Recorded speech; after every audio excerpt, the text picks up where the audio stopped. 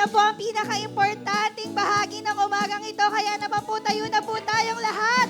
At ating i-welcome ang ating tatay sa New Life Tondo, Pastor Herbie Castillo.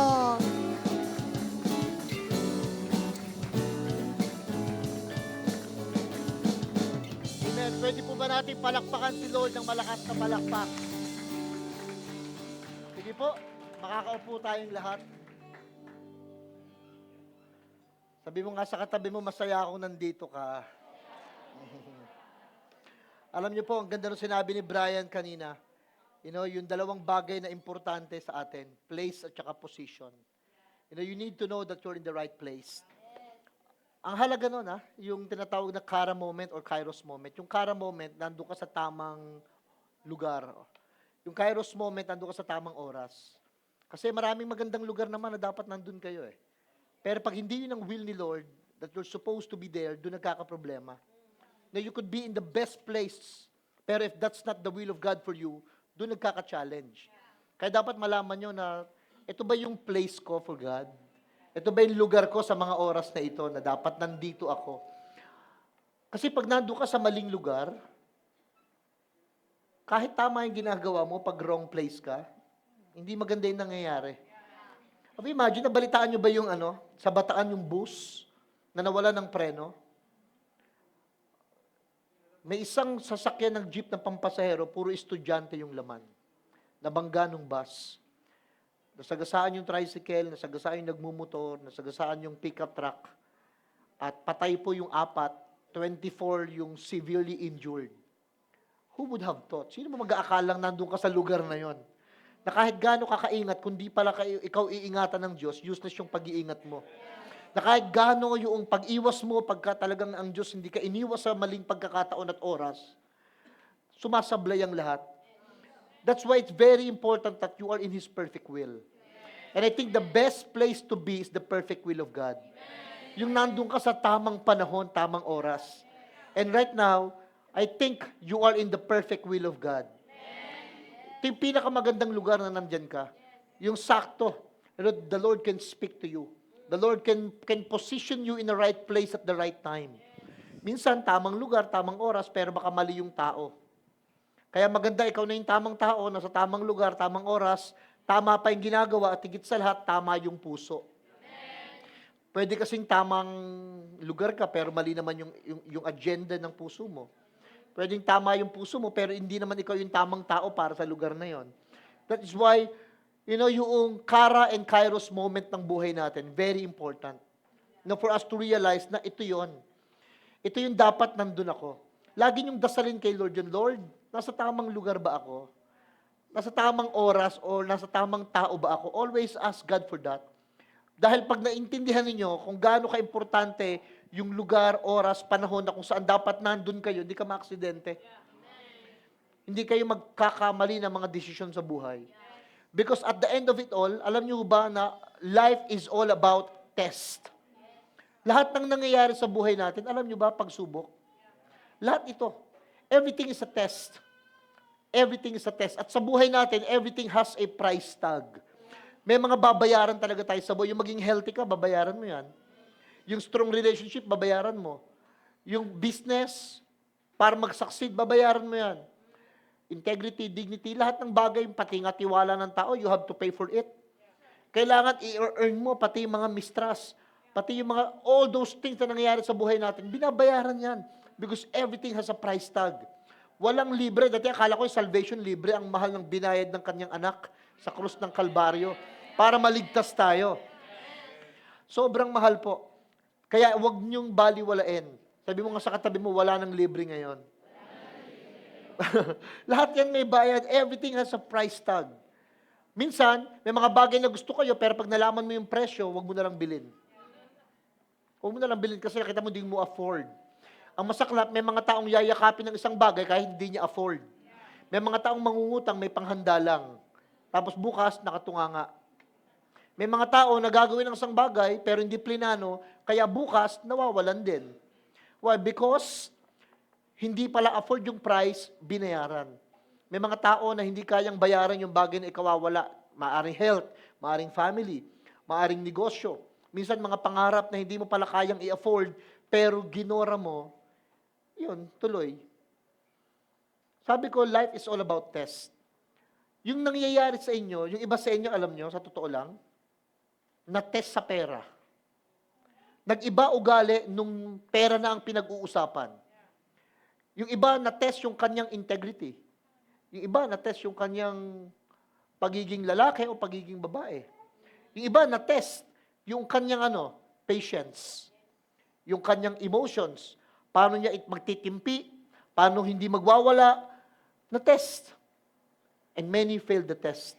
Kaya tandaan niyo, anumang nangyayari ho sa inyo ngayon, whether finances, emotional, family thing, everything is about test. Yung buhay natin dito, this is only a what? Dress rehearsal. Ang totoong buhay, yung buhay natin in eternity. Baka kala nyo ito na yung buhay.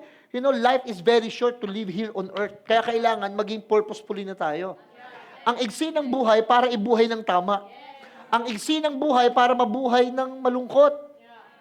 Kumbaga, you really have to live your life joyfully.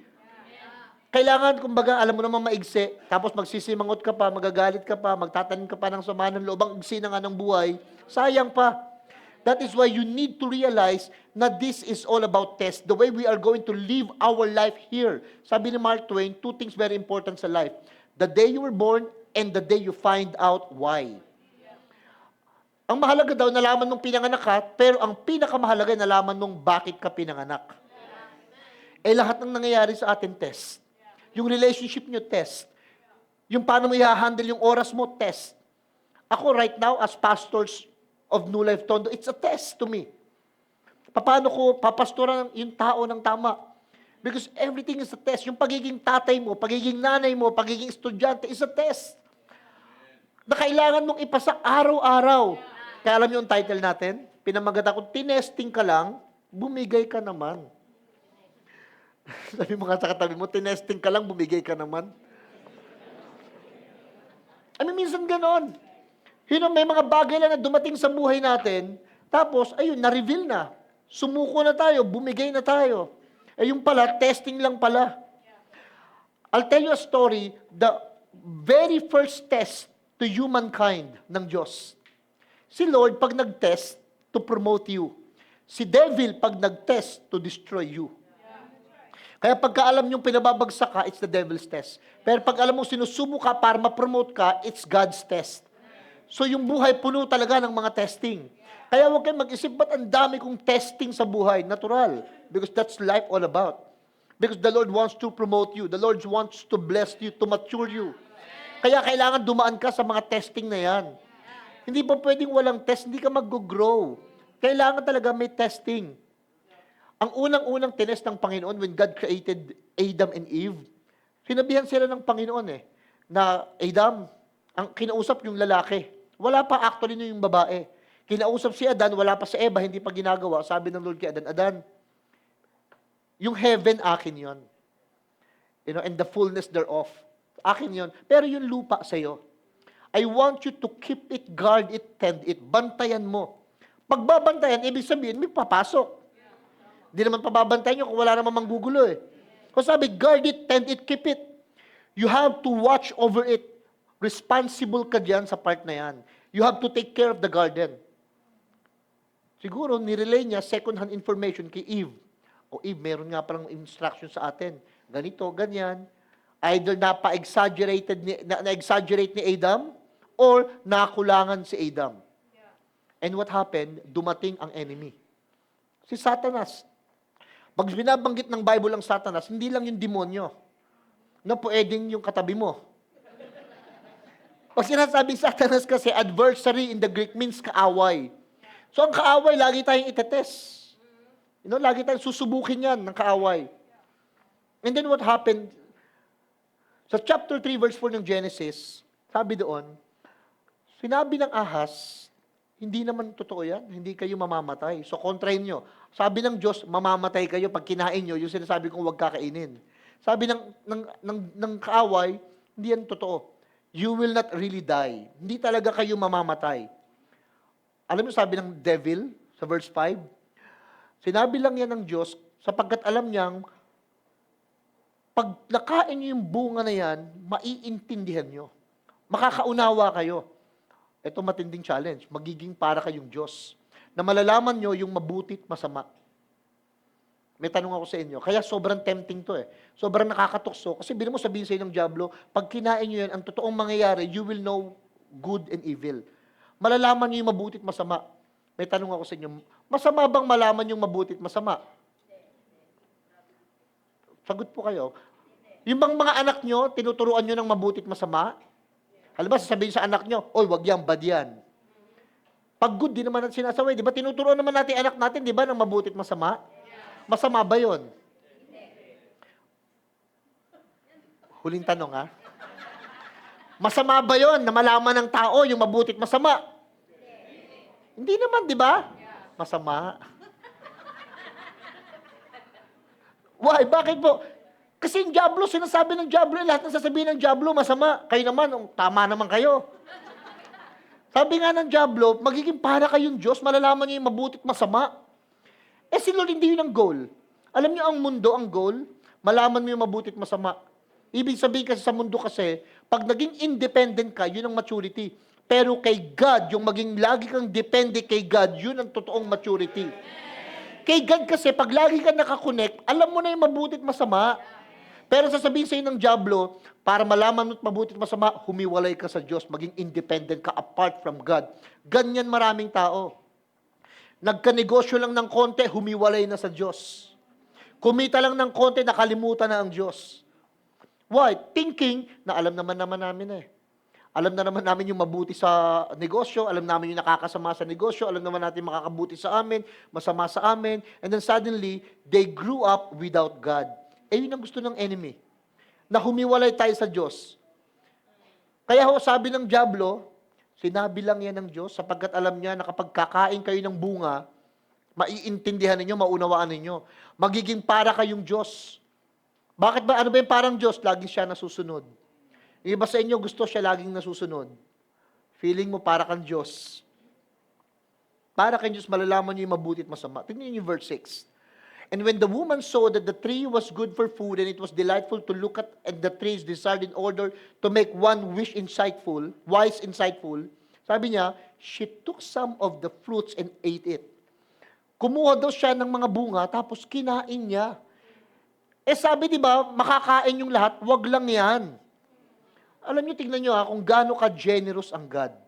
Sobra siyang galante na lahat ng bagay na pwede mong kainin for free. Pero please, wag naman itong isa.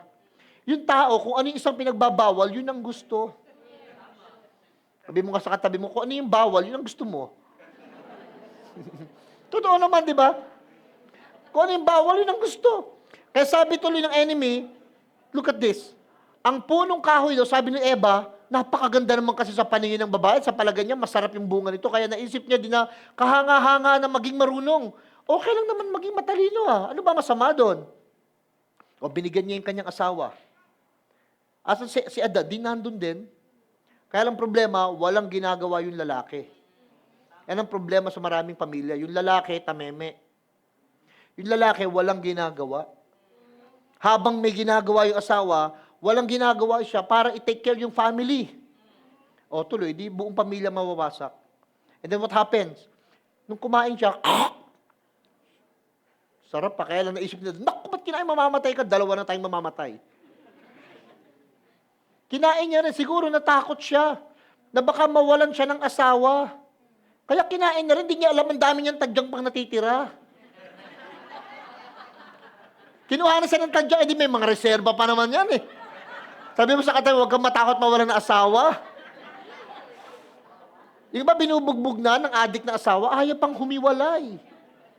Pinapatay ka na, dami pa tadyang, huwag kang magkakaroon ka ulit. And when the woman saw that the tree was good, ayun, na-tempt. Alam niyo, minsan ang temptation good for the eyes. Minsan ang ganda sa paningin. Tapos minsan, ang temptation good for food. Para bang masasatisfy ka. At ang pinaka-worst doon, magbabago yung pagkatao mo. Yung madadamitan ka, magiging marunong ka. May tanong ako sa inyo. Bakit si Eva ang napiling tuksuhin ni Satanas? Bakit po? Ba't hindi si Adan? Sana si Adan yung tinukso, siya yung lalaki, di ba? Alam niyo kung bakit si Eva, yung asawang babae, ang tinukso? Kasi, siya yung ang pinupuntirya ng dyablo, sa totoo lang, yung pagkakakaunti yung alam mo sa totoo. Pagkakaunti alam mo sa katotohanan, ikaw yung laging pupuntiryahin. That is why it's very important for you to really get closer to Jesus. Sabi kasi ni Lord, I am the way, the truth. Pag yung puso't isip mo, puno ng katotohanan ni Jesus, ang hirap madaya. Ang hirap madaya. Pag alam mo yung totoo. Sa bangko, alam nyo, training sa kanila, pag hinaano ng mga teller yung pera, sinasalat nila yung mga perang ganon. Why? Sinasanay sila sa totoo, hindi sa peke. Ang pinapahawak sa kanila, puro mga totoong pera. May training sa kanila, wala kayo bang gagawin maghapon, kundi maggagaganon lang. Salatin mo, masanay ng daliri mo. Why? Pagka halimbawa ganun ka lang ganun, totoo. Pag biglang may peke, parang iba yung salat ah. Pag alam mo yung totoo, alam mo kung may mali. Pag alam mo yung totoo, ang hirap madaya. Dapat alam natin kung ano yung totoo. At yung word of God, yun yung truth.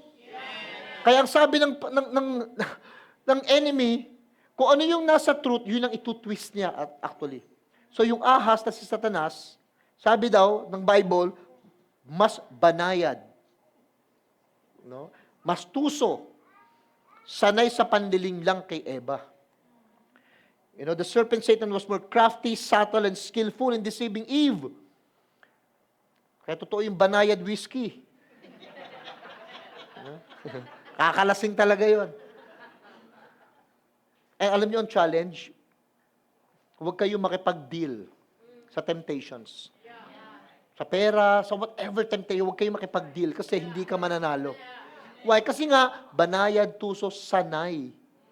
Sanay yung iba naman, alam ng mali na pupuntahan mo yung lugar, pupunta ka pa doon. Hindi na nga safe, pupuntahan mo pa. Alam mo na ang kahinaan mo, pera, nag-treasurer ka. Diba? Alam mo naman kahinaan mo, alak, nandun ka sa mga inuman. Alam mo naman kahinaan mo, lalaki, puro lalaki kasama mo. Ang kahinaan mo na nga, babae, tapos nandun ka, napapaligiran ng mga girls, ng mga chicks. Tapos thinking, hindi, kakayanin ko to mga babaeng ito. Hindi mo kakayanin. Parang pumasok ka ng kuweba na puro ahas, ina-expect mo hindi ka matutuklaw. Sabi ng Solomon, nagkandong ka ng apoy, ina-expect mo hindi ka mapapasok. Sumakay ka daw sa kalabaw na may putik, expecting hindi ka mapuputikan, natural. Why? Nilagay mo yung sarili mo sa temptation. May tama ka na sa atay, laklak pa din. Kaya ibig sabihin, nilalagay mo diyan ka makikipaglaban, sanay nga sa ganyan yan. Chapter 3, verse 1. Yung ahas kasi ang pinakatuso sa lahat ng hayop na nilikha ng Diyos. Isang araw, tinanong nito yung babae. Tingnan niyo yung tanong, totoo bang sinabi ng Diyos na huwag kayong kakain ng kahit ano? Ng anumang bungang kahoy sa halamanan? Totoo ba? Kayo sumagot. Yung ba sabi ng Diyos na kahit ano hindi pwedeng kainin? Sabi ng Diyos, lahat pwedeng kainin except for one. Pero ang diablo, alam niyo ang gagawin? Yung isang pinagbabawal, i-blow into proportion. Palalakihin yung maliit na mali. Alam niyo, magaling yung katabi mo, palakihin yung mali. Minsan ang kaaway, diyan magaling. Palalimin yung hindi mababaw, palakihin yung maliit. Ang enemy, ang sinasabi, hindi mo lahat makakain. Ang Diyos sabi, makakain mo lahat except for one. Ang gagawin ng enemy, lahat iba, inadamay lahat. Ganyan ang religion eh. Minsan may mga ipagbabawal, alam mo, may nabasa lang sa Bible na konting ganito, palalakihin na. May nabasa lang tungkol sa buhok, ituturo na sa buong miyembro, bawal magpaputol ng buhok ang babae. May nabasa konti one verse lang tungkol sa alahas, ipagbabawal, bawal na mag-alahas ang lahat. Bawal ng may makeup. Ang dami naging bawal tuloy. Samantalang wala namang pinagbabawal ng Diyos na ganon. Ina-exaggerated. May mga churches nga, bawal ang madilim. Halimbawa, yung stage mo, black, bawal daw yun, sa dilim daw yun. Kaya dapat laging tanghalin tapat sa kanila, bawal ang gabi. May mga ganong church. Ay, bakit ang stage nyo ang dilim? Di ba sa kadiliman yan? Alam nyo ba, ang daming magandang nangyayari sa dilim. Kaya lang ini-exaggerated ang religious mindset. Why? May taktika o tactics si Satanas. Sabihin nyo nga po, may tactic. Alam nyo kung ano taktika niya? Ano yung paraan niya para ang tao malaglag sa temptations? Ito yun. Maglalagay siya ng mga alinlangan sa puso tungkol sa Diyos at sa kanyang mga salita. Ang gagawin ng enemy, lalagyan kanya ng doubts sa mga bagay na sinabi ng Bible at saka minsan sa mga bagay na sinasabi ng tao. Hindi mo paniniwalaan. Alam niyo ang pinaka-worst sa isang tao? Sa totoo lang, ang medyo mahirap yung ayaw ng maniwala. Kahit anong patunay mo ng pagmamahal pag ayaw niya ng maniwala, ang hirap nung mahalin. Nung taong ganoon. Lahat gagawin mo. Patutunayan mo, pero ayaw niya na kasing maniwala, ay nakakapagod yung ganoon. Kaya you have to go back to trust.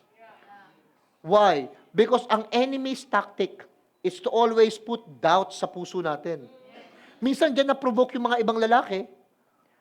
Duda ng duda yung babae, check ng phone, tawag ng tawag, hindi, mag-video call ka. Tingnan ko kung talaga nasa Boracay ka. Ba't walang dagat dyan? Nasa loob siya ng room eh. Malipat yung dagat sa loob ng room. Mga ganun lahat, talagang chinecheck. You know why? Kasi nga yung doubts. Kaya tuloy yung lalaki, gano'n, lagi mo gagawin, o di gagawin na lang niya. Kasi para kang praning, kalalabas ng bahay, nasan ka na? Nandiyan pa, nakikita mo pa nga, oh. Kalalabas na, nasan ka na? I mean, suddenly doubts came into the hearts. Alam niyo kung anong tactic ng enemy? To make us believe in lies. Paniwalain tayo sa mga kasinungalingan. Ang sinasabi, hindi naman talaga totoong mamamatay kayo. Sinabi na nga ni Lord, machuchugi ka eh. Diba sinabi ni Lord, mamamatay ka, alam mo sabihin sa'yo, hindi. Sasabihin na nga na, mali yan. Sasabihin sa'yo ng enemy, tama yan. Alam niyo, pansinin niyo, maraming tao, alam naman nilang tamang dapat nasa church. Pero wala sa church. May mga tao, alam naman nilang tamang dapat, nagpapagamot, ayaw magpagamot. May mga tao, alam naman nila na ang totoo, dapat ka talagang magpakumbaba, mag-sorry, magpatawad. Pero yung mga tao, ayaw magpakumbaba, ayaw mag-sorry, ayaw magpatawad. Pero alam naman nila yon. Di ba nakalagay nga sa sigarilyo, cigarette smoking is? Pero parang hit-hit pa rin. Nakalagay na yun, bawal. Totoo, pero ganun talaga. Why? Because the enemy wants us to believe with lies. Gustong paniwalain tayo na okay lang yon, na laging totoo yon. Kahit mali. Genesis chapter 3 verse 4. But the snake said to the woman, you will not die. Sino ang salita? Ang Diyos o ang demonyo? Yung demonyo, sabi nga nung ahas, you will not die. O baligtarin mo, you will not die. Ano ibig sabihin? You will die. Pag sinabi ng enemy, you will not die, it means you will die. Kaya lang, ang gagawin ng mga tao, papaniwalain pa rin yung sarili na I'm not going to die. Paniniwalain pa rin yung sarili nila na hindi sila mamamatay. Sinabi na nga eh. Tapos ito mangyayari, di na-tempt tayo. Nagkaroon ng pagsubok. Alam nyo kung anong mangyayari when they fall into temptations? Pag nalaglag sa pera, nalaglag sa problema, nalaglag sa kung ano-anong mga pagkakabali, ang nangyayari, ibe-blame yung sarili. Uusigin tayo kapag tayo'y nahulog sa tukso. Yun naman ang gagawin ng enemy. Ito yung mga tactics niya. Ibe-blame ka ngayon. Sisisihin ka niya. Ngayon, ikaw naman ang may kagagawan yan. Kaya ka naman nagkasakit, kagagawan mo rin. Kaya ka naman nawasak, kasiraan mo rin. Lahat ngayon, ang gagawin ng enemy, taktika niya, nilagyan ka ng doubt, pinaniwala ka sa mali, sa kasinungalingan, at next thing na gagawin niya, lagi kang ibe-blame. Lagi kang i-condemn. Diyan maraming magaling na mga nagtuturo. May mga pastor, alam niyo, pag nakikinig ako sa iba-ibang mga pastor, iba-ibang mga pare, iba-ibang mga teacher, ang tinitignan ko mga salita nila kung nangungundem madalas. Kapag palagi nagtuturo at palagi kang kinukundem, maghahanap ako sa New Life Tondo na lang ako. Kasi pag lagi kang ibe-blame, trabaho ng, alam nyo ba ang Diyos, hindi niya trabahong lagi kang sisihin? Ang trabaho ng Diyos, daling ka sa pagsisisi, pero hindi ka sisihin. Pero yung ibang mga religious people, ang trabaho, sisihin ka. Na kaya ka nangyayari, may sumpa sa'yo. Kaya ka nangyayari, may kasalanan sa'yo. Yasha. Ano mo nang maril. Na kaya nangyayari sa atin yun, dahil may ganong bagay. Lagi tayong sisihin lagi. Si Lord, hindi kayo sinisisi. Pero gusto ni Lord, magsisi ka. Sabi mo nga sa katabi, iba yung sinisisi sa nagsisisi. Iba sinabi sisig. Wala na ako naintindihan. Let me tell you mga dahilan kung bakit nahuhulog tayo sa tukso. Alam niyo ba't nalaglag si Eva sa tukso? You know what really happened? Reasons why Eve fell into temptations. Tayong tao, may boses. Di ba ano tayo? Trichotomy, spirit, soul, and body. Meron tayong spirito, meron tayong katawan, meron din tayong kaluluwa. Yung kaluluwa, yan yung mind, will, emotion. Nararamdaman mo, naiisip mo, at saka nai-decide mo. Will, mind, emotion. Kaluluwa yon. Pero yung katawan mo, eto, yung lumalaki, grade 6 ka, tsaka picture mo ngayon, magkaiba na, di ba? Pagka yung mukha mo nung grade 6 hindi nagbago, may diferensya ka. Malibang kay Rafi, exempted to. Yung picture ni Pastor Rafi nung grade 6 hanggang ngayon, parehas. Lahat kami nagtatandaan na siya po, ganyan na talaga habang buhay. Babalik nga si Kristo, ganyan pa rin ang mukha niya eh. Hindi nagbabago. Grabe ano, sana may ganyan lahat. Sana all! Pag nakikita ko si Rafi, mapapasana all ka na. Kahit anong kain, hindi tataba. Kahit anong lipas ng kalendaryo, hindi tatanda. Grabe si Rafi. Lagot ka, Jade, mamaya. You know what? Yung tao may boses. Pag may lagnat ka, gutom ka, naiinitan ka, giniginaw ka, nagsasalita yung body, ang tawag feelings. Ano boses ng body? Yung kaluluwa mo may boses, ang tawag reasoning. Ano boses ng kaluluwa? Yung pag nagtatalo isip mo, yun yung reasoning. Eh, ano boses ng spirito? Sabay-sabay, sabihin nyo nga safeguard. Ako ang iyong konsensya. Ang boss ng spirito, konsensya. Pag nakukonsensya ka, kahit alam mong tama o mali, boses ng spirito yon. So sa boss mo pa lang sa sarili mo, kailangan ma-differentiate mo na sino nagsasalita. O kayo, may quiz tayo ngayon. Sumagot kayo ha. Pag nagugutom ka, sino nagsasalita? Si spirito, si kaluluwa, si katawan. Eh pag giniginaw ka, sino nagsasalita? Eh pag nag-e-exam ka sa math, sino nagsasalita? Si kaluluwa. Nagagalit ka, sino nagsasalita? Si kaluluwa. No, si kaluluwa. Eh ngayon, may mali kang ginagawa, pero may sinisigaw yung konsensya mo na itigil mo. Sino yung nagsasalita? Si spirito. Si spirito. Dapat ma-differentiate mo yun. Pag dun palang panalo ka na, eh ang problema ito. Bukod dun sa mga boses na tatlo sa sarili mo, may isa pang boses o dalawa pa. Boses ni Satanas at saka boses nung pangalawang Satanas, yung katabi mo. Yung kaaway, ibig sabihin kasi ng hasatan, adversary. Adversary, Satanas ang ibig sabihin nun. Eh, di ba sila nga may boses din na sinasabi sa'yo? Tapos may boses pa ang demonyo. Eh, ang ginawa ni Eva, alam nyo ano? She entertained the voice of the devil. Biro mo nakipag-eye to eye sa demonyo. Nakipagtitigan. Hindi ka ba naman tanga? Ay, may nakipagtitigan. Parang kamukha ni Soberano, yun, no? Soberano yung anak ng sorbitero. Ay, may nakipagtitigan sa ahas. May suggestion ako sa inyo, huwag kayong makipagtitigan sa demonyo. Ibig sabihin, huwag kang makipag-usap, huwag kang magbigay ng time, huwag kang magbigay ng opportunity. Nagturo nga si pastor dito sa mga youth, pag mali, mali. Huwag mong ipilit. Mali nga, pinipilit mo pa. Hindi nga mag-work, kaya pinipilit mo pa. Alam nyo, di nyo matatanggihan kung ikaw mismo ang lalapit. Pag may pagkakataong kang lumayo, maaga pa lang, cut mo na. Pero pag di mo kayang i-cut, pangatawanan mo na. Ganun lang yan. Kasi may mga tao talagang iniwan. Halimbawa, nakagawa ng mali. Iniwanan sa ere. Mga tao na maraming context iba-iba. I cannot explain everything. Pero may mga moments sa buhay natin na minsan kailangan mong tayuan yung pagkakamaling ginawa mo. Kailangan mong pangatawanan yung pagkakamaling nagawa mo.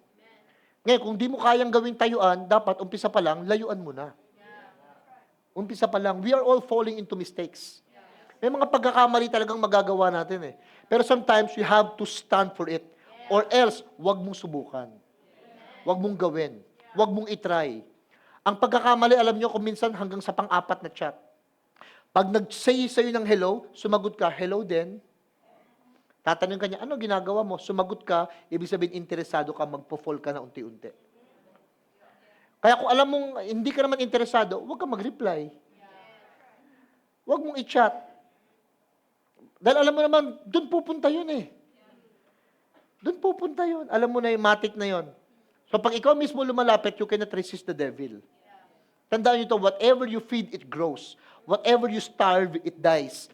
Lahat ng mga papakainin natin, kahit konti-konti lang, lalaki yan. Pero lahat ng gugutumin mo, ihihinto mo, mamamatay yan. Alam ba, nag-iyosi ka, gusto mo nang itigil, sasabihin mo sa sarili mo, last na to. Bukas uli, hindi, last na talaga to. After, nung kinabukasan, last na nga to. Hanggat pinapakain mo, lumalaki. Pero gusto mong matigil, it takes 21 days to form a habit. Gawin mo, wag mong gawin ng 21 araw, matitigil. Pero gawin mo ng 21 araw, magiging part ng buhay mo na. Ganun yun. Subukan nyo, sanayin yung wag nang kumain ng maraming kanin, 21 days, yung tiyan mo mag-a-adjust.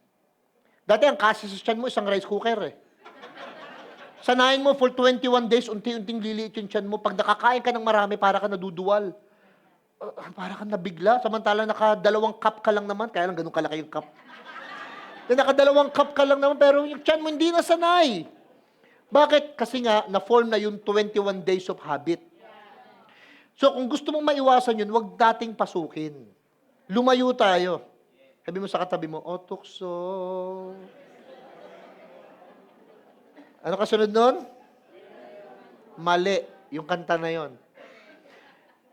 Yung kantang o tukso, layuan mo ako. Hindi lalayo yung tukso. Dapat, o tukso, lalayo ako.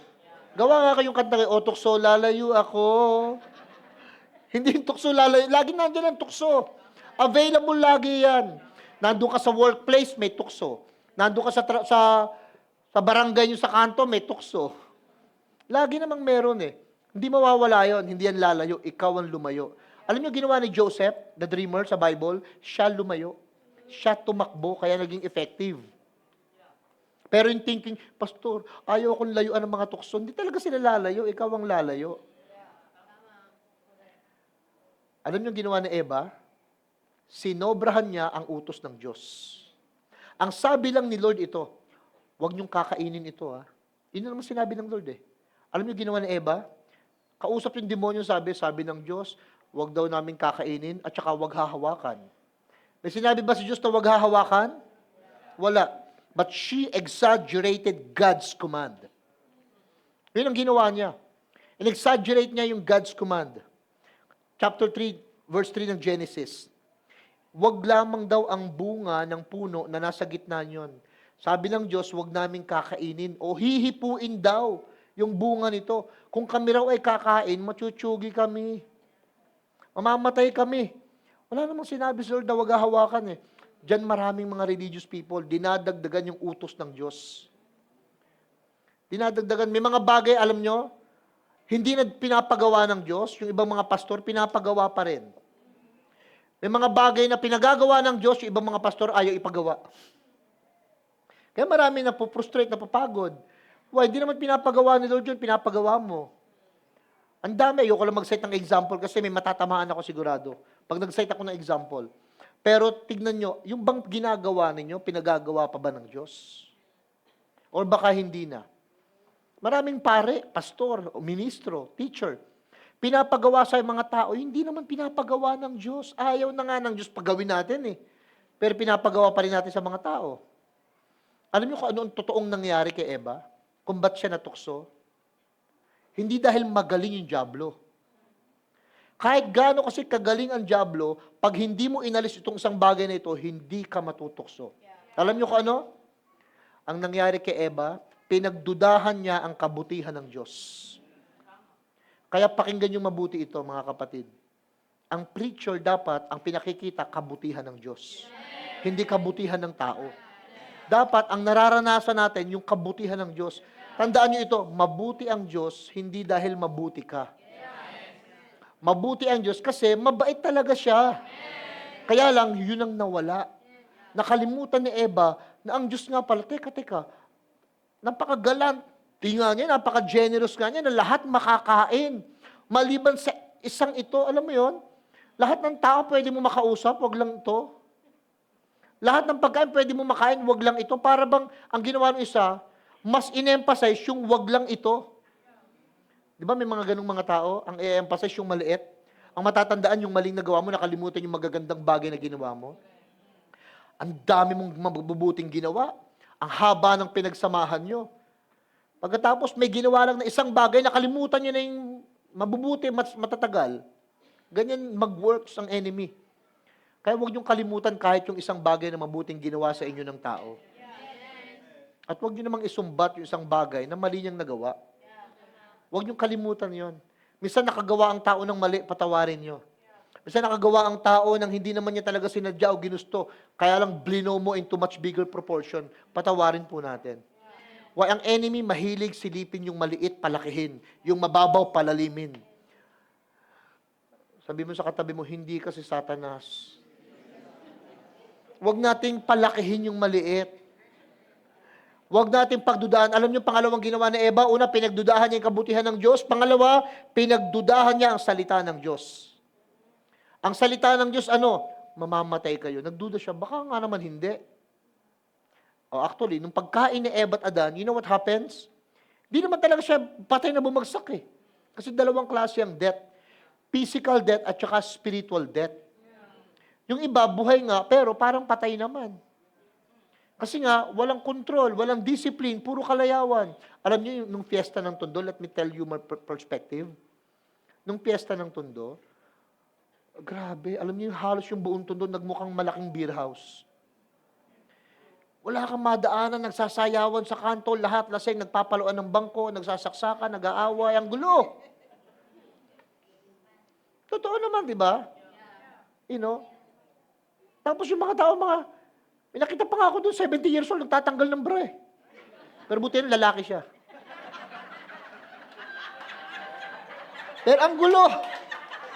Ang gulo, grabe, nagmukhang beer house yung buong Tondo. Why? Kasi nawala yung control, yung discipline. Huwag na huwag yung pagdudahan ng salita ng Diyos. Pag sinabi ni Lord na pinagaling kayo, panghawakan niyo yung pagkagalingan na yon. Pag sinabi ni Lord na pagpapalain kayo, panghawakan niyo yung blessings na yon. Alam niyo, pag sinabi ni Lord na ililigtas kayo, panghawakan niyo yung salvations na yon. Pinagdudahan ni Eva yung plano ng Diyos. Yung plano ng Diyos. Alam niyo, pagdating sa pagmamahal, pag-ibig, sa totoo lang, I learned something lately lang. Nalaman ko ang pagmamahal pala ganito. Hindi lang pala pagmahal mo ang isang tao, magtiwala ka. Ang pagmamahal, alam niyo, composed of three things. Number one, you trust. Pangalawa, you respect. Pero pangatlo, you guard.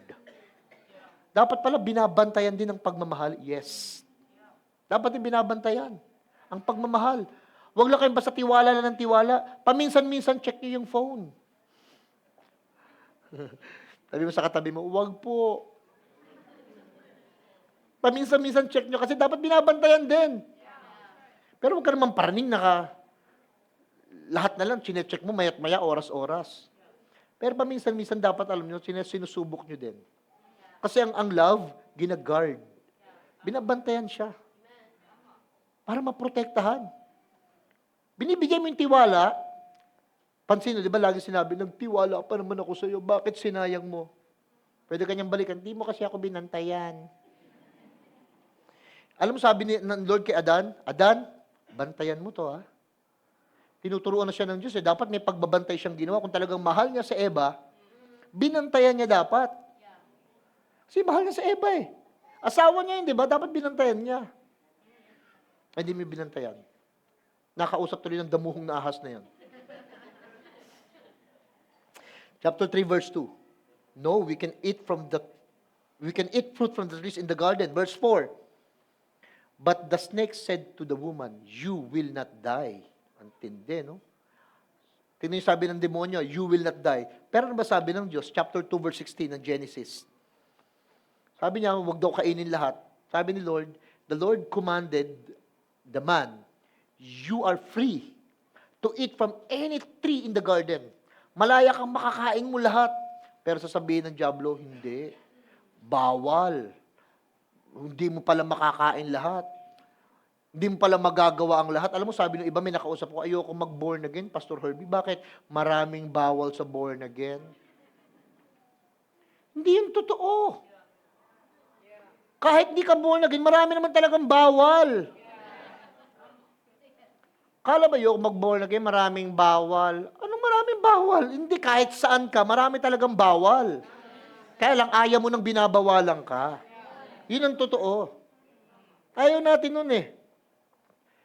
Verse 17, you must not eat from the tree of the knowledge of good and evil, for when you eat from it, you will certainly die. Alam niyo kung ano problema kay Eva? Ginawa niyang tukso, yun dapat pagsubok lang. Ang ginawa ni Eva, yun dapat test lang, naging temptations. Lahat ng nangyayari sa buhay natin, tinetest lang tayo ni Lord. Tinetest lang tayo, wag nating palakihin. Alam niyo kung ano problema? Tanungin ko kayo, sino sa inyo ang nakulangan minsan sa pera? Taas ang kamay. Grabe, iba hindi nagtataas. Ang dami niyong pera, pautang nga. Di kayo nagkukulang talaga. Ako nga kinukulang eh. Ulitin ko, pagkakataon ito, para sa mga nagsisinungaling dyan, magsabi ng totoo. Sino sa inyo ang nagkukulang sa pera? Natural. O, tingin kayo ngayon. Pag nagkukulang kayo sa pera, test yan. Pero pag nangutang ka sa 5-6, temptation yan. Nagigets nyo ba? Makukulangan talaga kayo, kakapusin talaga kayo paminsan-minsan. Ano ang gagawin mo? Yun ang temptation. Ang test, wala kang pera. Ang pagsubok, may pera sa lamesa. Anong gagawin mo? Ang test, wala kang pera. Kaya wala kang trabaho, walang pagkakakitaan. Pero ang temptation, ang tukso ito. O anong gagawin mo ngayon? Pwede kang gumawa ng masama. Pwede kang mang-scam. Pwede kang mang-hold up. Pwede kang sumayaw sa kanto kung may karapatan kang sumayaw. I mean, temptation yun. Depressions is a test. Pero yung magbisyo ka dahil sa hirap ng buhay, temptations. Yung nagkakaproblema ka sa isip, mentally, nagkakaproblema ka stressfully, depressions, test lang sa'yo yan. Pero ang temptations, yung magpakamatay ka. Yung gawin mo yung pagpapakamatay. Lahat naman may problema, di ba?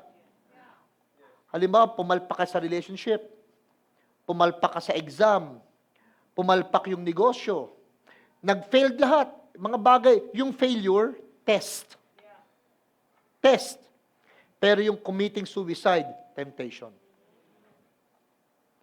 So, anumang failure po ang dumadating sa buhay ninyo, huwag kayong matakot. Test lang yon. Test lang yon. Tandaan nyo ito.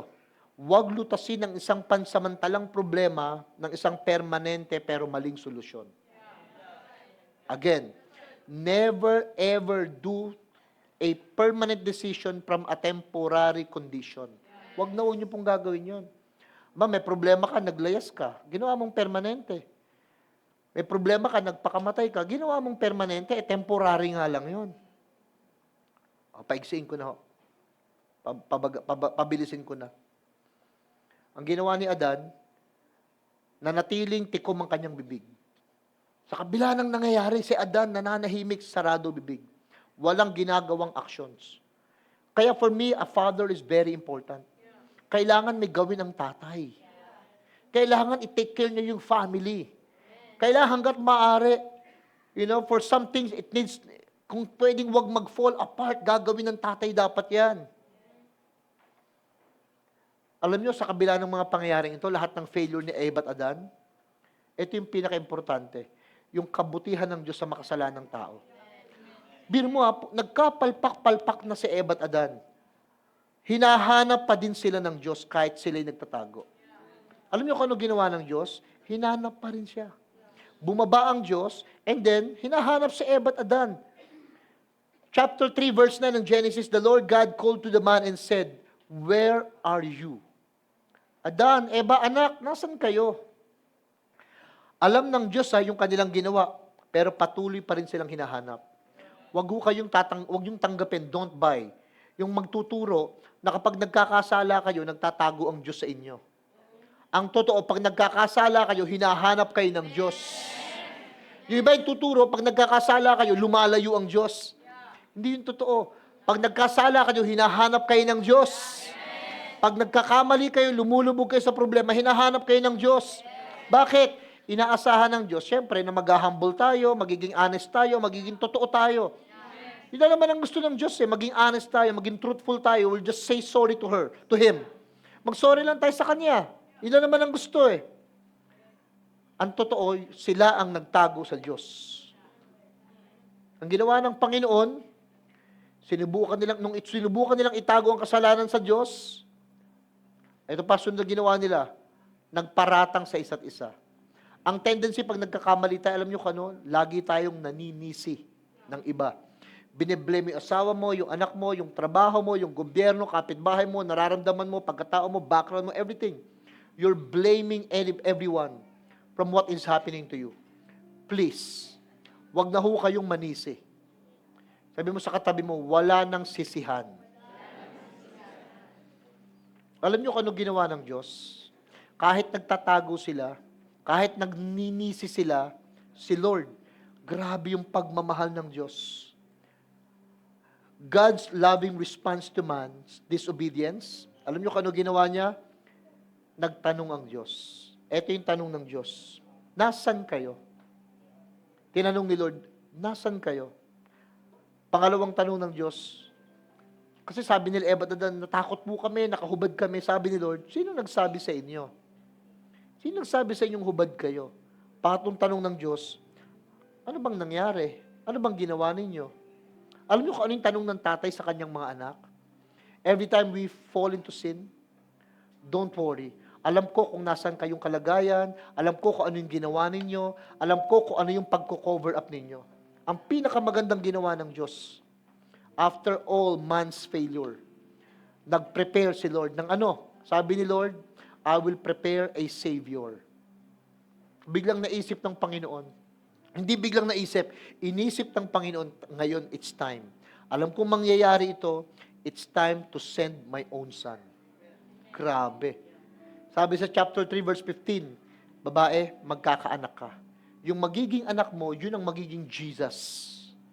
Tapos, coming from you din, magkakaroon din ng demonyo, pero ang mangyayari, at the end, si Lord, mapapako sa krus. Yan yung binhi na aano sa kanyang heel, dudurog sa kanyang sakong, tutuklaw sa kanyang sakong. Pero yung crucifixions naman ay dudurog sa ulo ni Satanas. So alam nyo kung ano pinakita ng Panginoon? While man is failing, Jesus is the promised seed of a woman that will crush Satan's head. Ang pinakamaganda dito ito. Sabi ni Lord, palpak na lahat, pero ililigtas ko kayo. And then, ang ginawa ng Diyos, sabi kay Eva at Adan, tanggalin niyo yung mga dahong pinantakip niyo. Hindi kasi yan worth it. Yung mga dahon na yun, simbolo yun ng man's effort. Sabi ni Lord, hindi dapat effort niyo ang magko-cover up sa inyong mga nagawang kasalanan. Let me do it. Ang ginawa na Lord, nagpatay ng hayop, symbolizing yung blood, pagtubos sa kasalanan, tapos yung damit ng hayop ang sinuot kay Eva at Adan. Parang sinabi ni Lord, ako ang magdadamit sa inyo. Let me cover it up for you. Let me cover you. Let me clothe you. Dinamitan sila ng Diyos. Alam niyo, ginagawa sa atin ng Diyos. Every time we fail the test, every time nagkakamali tayo, hinahanap tayo ng Diyos. Inaayos tayo ni Lord. At sinasabi niya, let me clothe you with my love. Let me cover you. Hindi natin kayang i-cover yung sarili natin. Si Lord yung magko-cover sa atin. Si Lord yung magre-remind sa atin, where are we? Saan tayo dapat nandun? Hindi natin dapat magtago sa Kanya. Expose natin sarili natin kay Lord.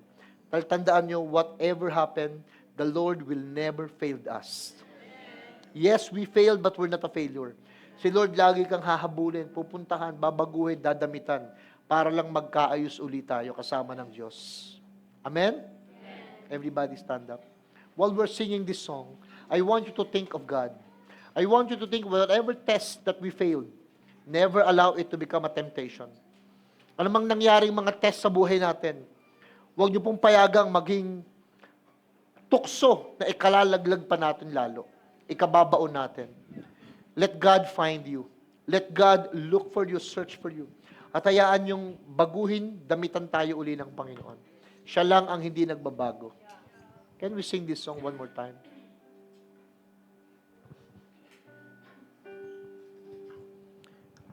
Ang lahat ay nag-iiba, tulad ng himig ng kanta. Biglang luluha kahit na nagsasaya. Ang rosas ay natutuyo, pangarap ko'y nabibigo. Maging lakas ng puso ko'y naglalaho.